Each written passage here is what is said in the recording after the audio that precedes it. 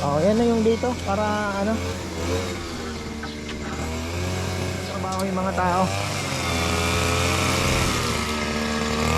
Ako ay nai-stress. Tingnan natin ano, kailangan talaga yung ano.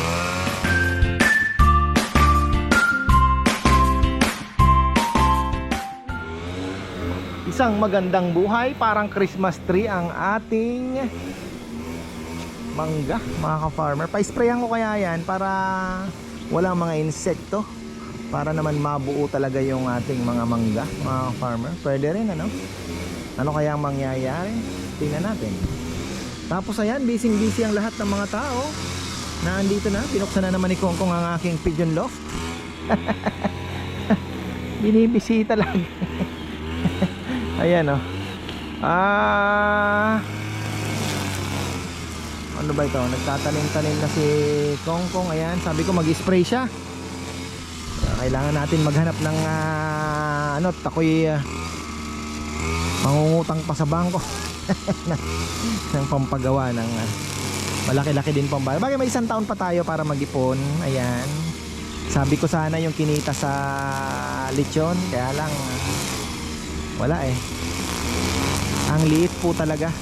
Yung ngayon nga, sabi ko parang 500 lang ata ang sosobra yung mga binili ko. Pero sabi nga ni Bebe, basta hindi nalulugi. Kasi nga ang mahal ng baboy. So, importante, at least may trabaho po yung dalawang lechonero. At kumikita naman tayo ng konti. O, kahit pa 500 lang. Pwede na yun. Tsaga-tsaga muna tayo. Ano ba? Si Junjun na andyan na rin. Si Nelnel. Sabi ko ayusin niya na itong kay Lorenzo. Kung ang gagawa na yata si aming kalat Nelnel ng bench para kay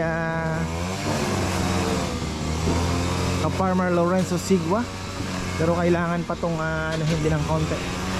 Ano ba nangyari sa kubo natin? Papaayos din natin to. Ito ano, tapos babarnisan. Ayan. Bench na yan, El. Oh, yan na yung dito para ano.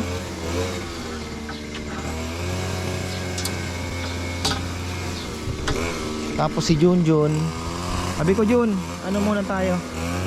Asan yung bird's eye chili na sinasabi? Saan kumukuha ng bird's eye chili si Jomar? Sabi niya nandito sa kubo na tumubo. Wala naman dito. Saan kaya siya kumukuha? May bunga eh. Na? Doon? Wala kang lasa eh. Hindi, maanghang daw eh, hindi ba? Ayun dito, matamis. Sa ilalim ng mangga. Meron. Ayun. Si Junjun, sabi ko, gumawa na ng training box ko sa Kalapati muna for the meantime para at least may mga trabaho. Gahanap na ng trabaho yung mga tao. Ako ay nai-stress. Tingnan natin ano, kailangan talaga yung ano.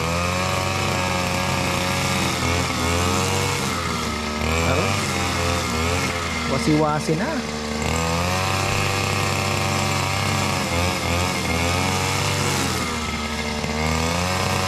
Kukuha pala ako ng malunggay.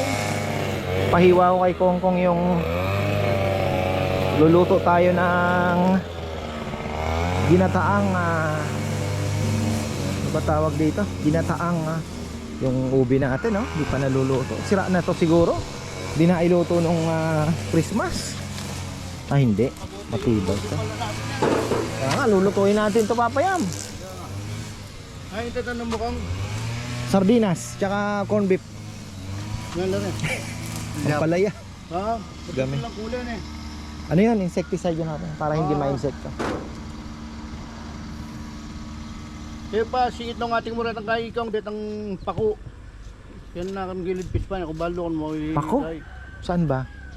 May nakasakong ano rin. Oo, sa nila. Tatanim yung pako? Hmm. Ha? Mating. Still mating na siguro. Lalo na po. Gusto ko nga sana yung magaan na ano lang eh. Wala, ilan mo kita lalam. Ano kaya Yung mga sako lang. yung mga plastic na lang kaya na ano, patong na lang natin. Yung mga itim na yon, pwede naman yun ah. Yung sa paa, steel matting yun ano, pero yung sa flooring, yung plastic na lang na mga Plastic matting. oh, plastic matting na lang. Pwede naman ano. Di ba? Oo. Mambay pa.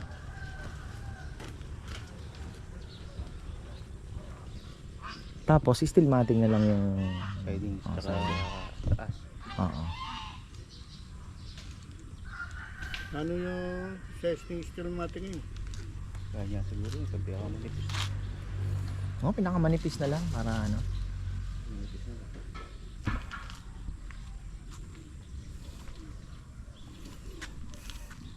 Isa-isa lang kong. Dalawa ba? Okay lang magkatabi sila no? Oo. Alam mo no, size pa ngayon. Huwag masyadong matabi kasi gaaway lang eh. Sigan sala. Walang kalura ng siguro malapit. Walang mo, Tikman mo na itong sili natin.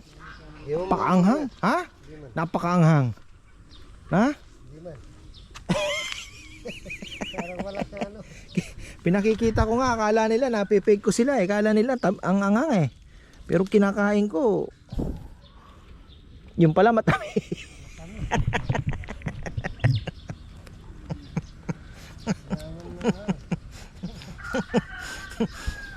I-reveal ko din naman po kasi wala pong anghang ito.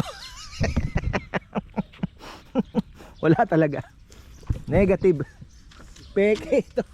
Peke. Yung dead sign na ano? Wala nga kwenta. Saan kaya? Wala pa naman ito. Kaya nga eh. Hindi pinatanim ko to sa kanya. Pero yung dito po ata, ano, maanghang na eh, Kong. Ay yung dito. Ito kasi na, peke yan eh. Actually, i-reveal ko pa. Ano, may darating tayo palang ano, manok. Meron dito. Saan ba yung ito? Ito maanghang ito. Wala na din oh, nagka-insekto. Insekto. Daming talbos ah. Yan po yung ating ginagawa ngayon. Okay mga ibon. Nagparonda ka ba, Kong? Ha? Bakit nakabukas na naman yun? Ba? Nabubuksan? Pusa? Pasok ng pusa yan ah. Ayan na, nakapamitas na tayo ng papaya. Nagpadagdag pa ako kay ano, 3 native na manok pala. Kasi yung 2 bigay ko kay Ma. Nakatay ni Rambo pala yung ano, yung mga itim. So ihiwalay natin yun. Mangingitim yung ating linuto niyan. Tagal na ako nagki-crave dito eh. Para healthy naman yung kakainin natin, di ba? Papaya. Gata na lang ang binili. Kasi yung manok galing dito. Yung malunggay.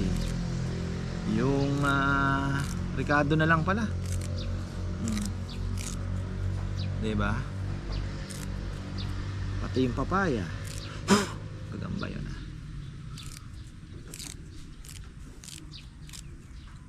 Yan lang mga ka-farmer.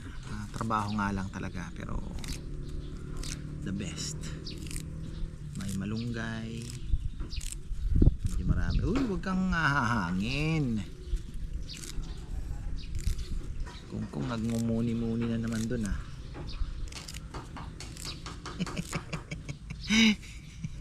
Gagawa daw ng kapunlaan.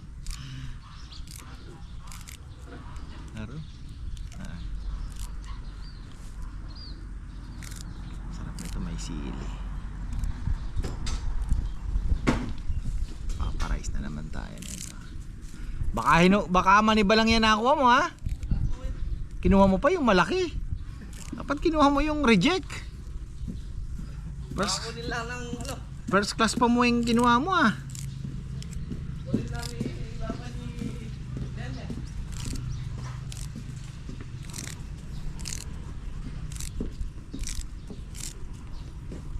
matagal to, matagal.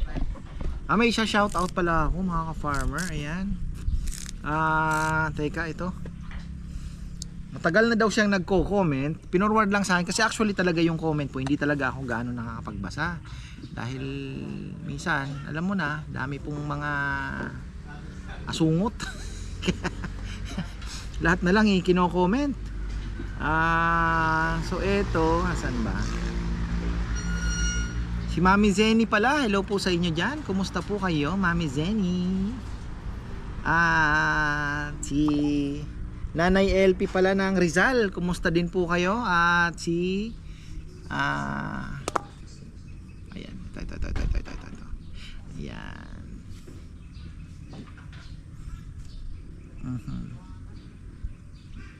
Shout out daw kay Rodolfo Nanozo. Ayan, ng Paris, France. Ayun, brother. Hello po sa inyo dyan. Kumusta po kayo? Ka-Farmer Rodolfo Nanozo. Sana tama po ang aking pagkaka-pronounce. From Paris, France. Hope to see you. At eto po, happy 88th birthday daw po kay Ima Aida. Ayan, maraming pong salamat. January 12 naman po siya. Greetings from Arcadia Seron from Winnipeg, Canada. Hello po, Nanay Aida. Kumusta po kayo? At 88 is talaga namang ano yan, masasabi nating napakaswerte po, ano, pinagkalooban kayo ng Panginoon. Sabi nga ng sa Bible yung tao daw ay nakatakda lang ng 70, tama ba? At kung lumagpas man ay yun ay bonus na. So ayun, tayo naman ay naghihimay ng malunggay para humaba ang buhay. Gusto ko maraming gata, pero 3 gata naman yung binili ko. Sana magkasya mga farmer. Di na ako nagdagdag. Kasama ko kasi si Rowan kanina. Ulit. Tututuro na naman ang gagamba doon sa palengke. Sabi ko tara na, uwi na tayo. Mag 7-Eleven na lang. Nauna pala yung 7-Eleven namin. Tapos ayun, McDo daw, French fries. Ayan. Nantok na ako. Natapos din, no? Luto na tayo nito. Maraming papaya. Kumasya kaya ang gata natin? Patay. So ayan, hinayaan ko na munang medyo maluto ng kaunti bago natin lalagay yung 2 piga. Doon natin papakuluin yung pangalawang piga. Maraming luya syempre. Nakalimutan ko ay lemongrass. Masarap to, may lemongrass din. Habol natin. Ayan na mga farmer. Hindi ko na na-video. Kumain na po ako. Pre-pressure cooker ko. Kasi matigas yung karne. Dito tayo sa labas. Oh, may bisita ka ata. Ha? Ha? Baka yung lalamove yan. Magpipick up daw ng lalamove eh.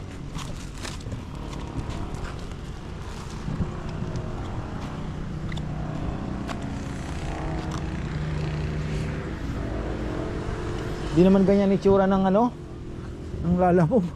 Naka-uniform yun eh, di ba? So yan, malinis na naman tayo. Oh. Di ba? Ayan.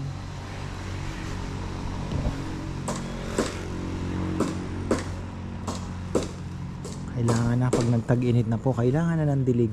Eto pala, kailangan natin ng ano to, Jom? Kailangan mamili lang tayo ng isang sanga na aangat. Isa lang po. Oo, isa lang. Yun ang lalaki.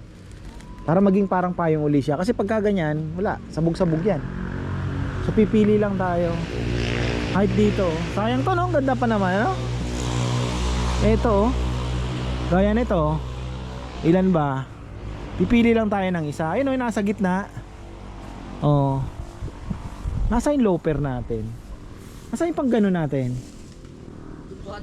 Ha? O yun, kailangan natin anuhin to, i-trim. Kailangan pong mapilian lang yan ng isang aangat lang para mukhang ano talaga siya. Ito tatanggalin natin yan. Ito yung mga yan, oh, mga maliliit na yan. Isa lang ang pipiliin natin na aangat.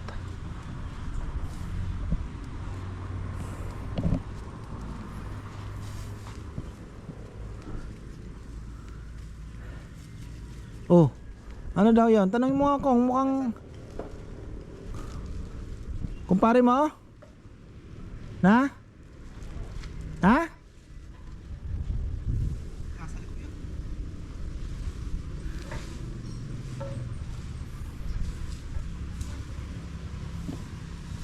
Ano, malinis na ulit tayo dito. Si Junjun po ay gumagawa ng ha?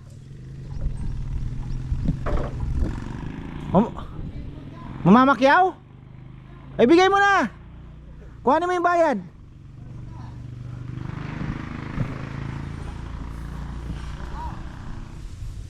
Paano papakyawin? Kakaunti pa lang. Mahal yan kuya eh. Mahal. Ako bibili yung mga maliliit na yan. Mahal kasi ngayon ano. Ha? Ay tayo gusto rin natin. May binili na nga akong bagong, ayaw pa lutuin ni Papa Yam. May binili na akong bagong dyan eh. At meron na ba?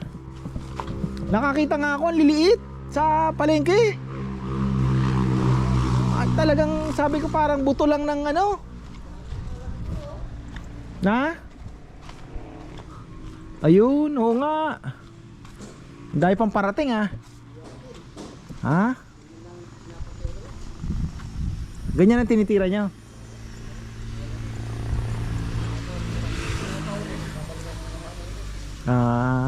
Tirador talaga ha. Ito na yung ating mga akasya. Patayo na to. Okay naman, wala namang anay.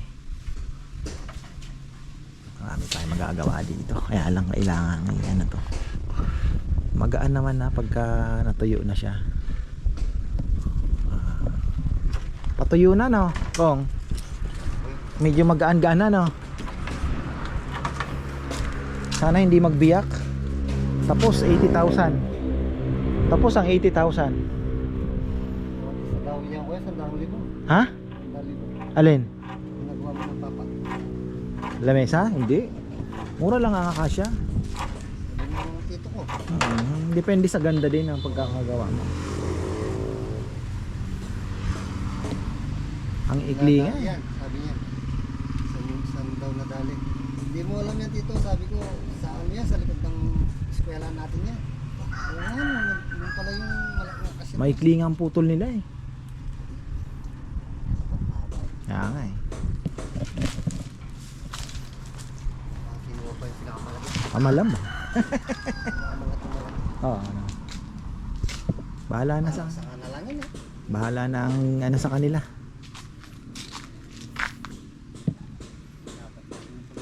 Ayan oh, ilan lang oh. Ilan lang to oh, na malapad. 'Di ba? Dami, 6 dapat 'yan eh.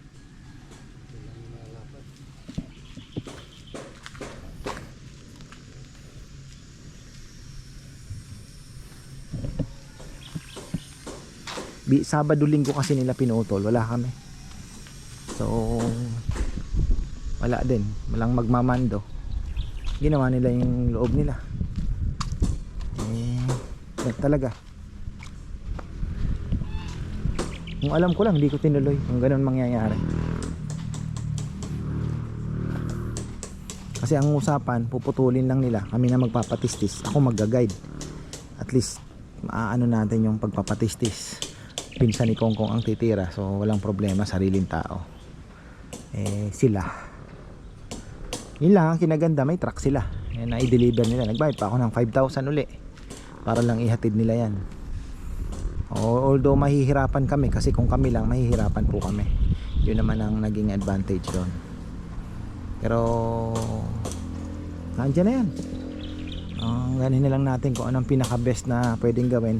Actually yun nga, pagka mali natin no, maloobin ng Panginoon na makapagpagawa tayo ng kubong isa pa doon sa gilid na ng ano na mountain view na talaga, para ka nang nasa gilid ng bundok. Yun ang mga lamesa natin na ilalagay. Kung ayos na, at least malinis na po yung ano, pagdating ng Sabado, malinis na po tayo. Nadilig mo na Kong yung mga tinanim mo? Baka mamaya di mo dinilig, di tutubo yan. Tapos didiligan mo araw-araw, no? Araw-araw didiligan. So mga after ilang days pala may makikita na tayong ulang dito, dahil medyo mababa na po tubig. Nakasawsaw pa doon yung ano. Hindi ko pa nga alam kung anong mangyayari, kasi kung talagang balak natin patuyuin na naman ito, kasi naging problema ko dito, hito hito mga ka-farmer. So balak ko kasi maglagay ng ayungin, kasi ayungin and ulang. Kaya lang pag pinatuyo natin, the ulang will be gone also, patay. Yun nga, yari tayo, yung ulang din pala mawawala din. Paano kaya ang gagawin natin? Kung hanggang dyan lang ang tubig, o yung hito paano, bingwit-bingwitin na lang.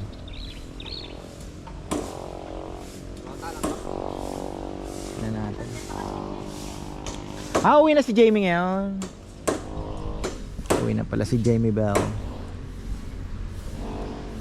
Naging masaya naman ang kanyang bakasyon dito. Nakapagtrabaho pa siya. Nakapag sideline pa siya, o di ba? Nakapagbarkada pa kay Saysay. Ayan.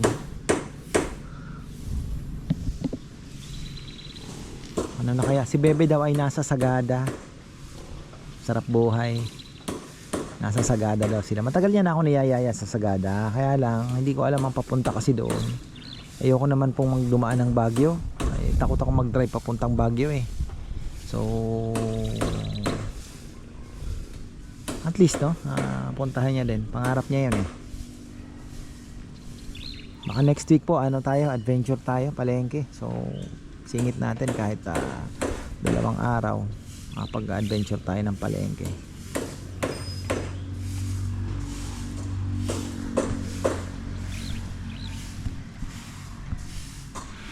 Tapos mga ka-farmer, ito ang ganda na. Sabi ko kay Bebe, yan tingnan nyo, pwede rin naman kaming mag-trim na lang doon. Makapagtanim po kami ng bogies niya. Ayan, ang gaganda no. Tapos pakita ko po sa inyo sa labas. Grass cutter din ata to ni ano. May mamakyaw doon ako pa. Yung trabaho ni Konggong dati yan. Pag na may nakitang Indian mango na ganyan, biyakin, magkikiusapan yung ano, papakyawin. Pag pinakyaw yan, masisira yung mga bulaklak. Tsaka ano yan eh, pang tropa to mga farmer. Hindi naman natin yan ibibenta. Ang ano lang, dami nga din naman ano. Meron din eh. So ayun, eto, hindi pa pala nawawalisan dito. Tingnan nyo, habi ko kay Bebe, lagyan na lang to ng, o tingnan nyo yun oh. Look at that. Kala mo peke, kala mo inilagay lang. Oh. 'Di ba? Kala mo inilagay lang, pero totoo 'yan. Oh. Ito yung nabili niya na iba-ibang kulay. Oo nga. So kahit isang kulay lang, pwede naman. Oh, ang ganda pa. Tapos mga ka-farmer, ayan na naman ang mga kalamansi natin, parating na. Kalamansi ulit, may mapipitas-pitas na ulit tayo kasi inano ko to eh, kaya lang namatay yung iba oh. Medyo nasobrahan yata. Replant na lang tayo ulit. Mapakalinis din itong gilid na to. Wala na itong pag-asa, dapat tininis na. Tanda na yung kalabasa na yan. Wala, hindi nag-success yung kalabasa dito. Napabayaan din namin. Siyempre, busy. So, ayun. Ito matanda na yung kalamansi na to. Papatay na rin. Kailangan na din mapag-replant. Ilang piraso. Mapatanim ulit tayo. Ninadampot na yung mga basura. Akyat na naman si Gagamboy mag-isa doon, oh.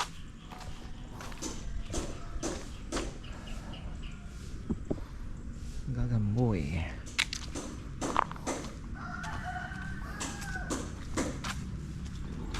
Pag abono na bukas, lilihin na yung palay.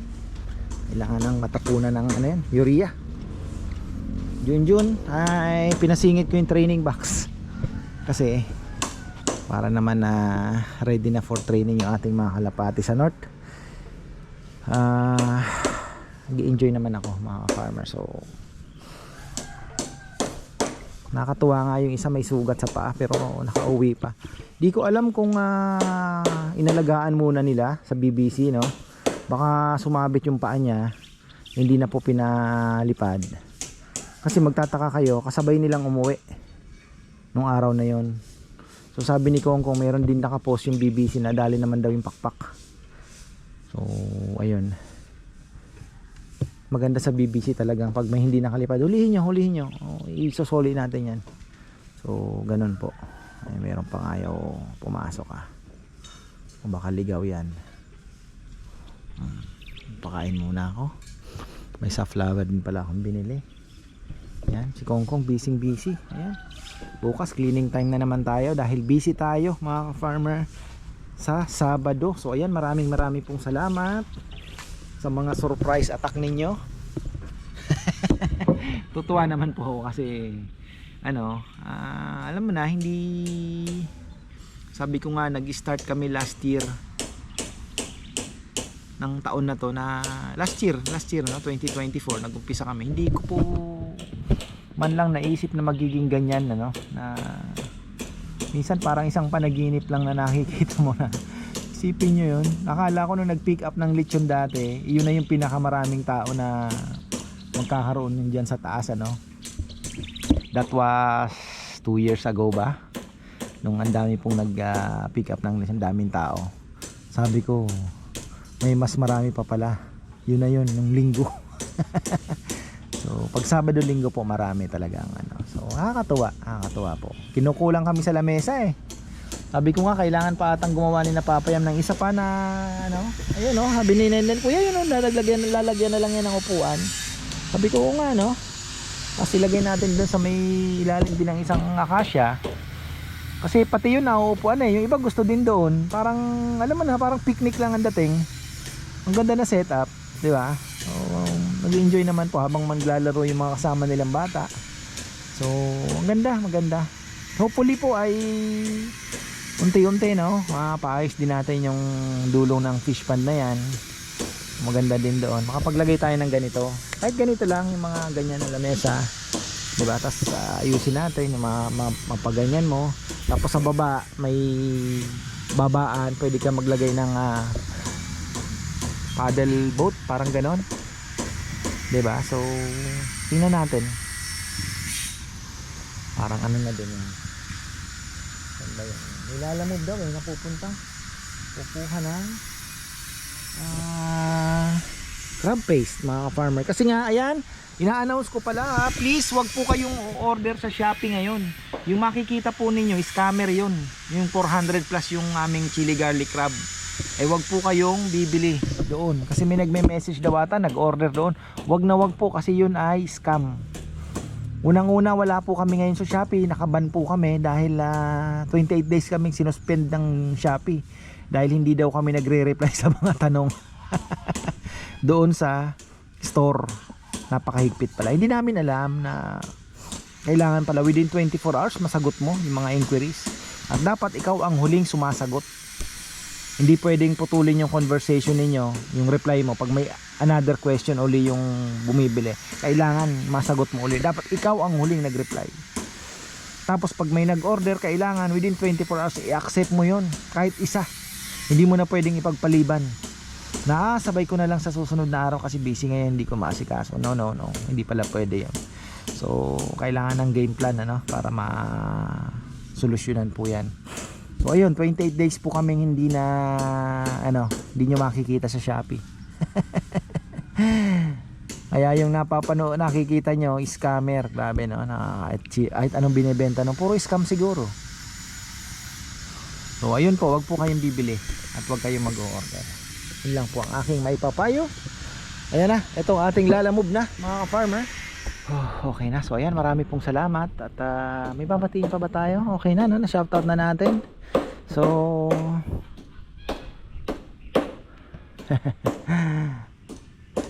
sabi pala ni Kuya Leo Pasqua, maglagay ka na ng isang magtinda ka na ng mga pasalubong corners mo diyan sa, yun naman po ang sinisikap namin unti-unti ate, kasi ayun na nga, yung mga may chicharon na tayo, may mga crab paste na, may ano pa ba, chili garlic, so tatlong ano na yan. Ang susunod natin is makagawa ako ng suka na syempre katerno po na ang ating chicharon, diba? So mag-aaralan ko muna. Gusto ko kasi gawa ko syempre, di ba? Pero lang yung chicharon din na natin maano yun. Pero yung gaya niya, suka, yung garlic, chili garlic crab, di ba? So at least gawa natin. So ayan, marami pong salamat at magandang buhay.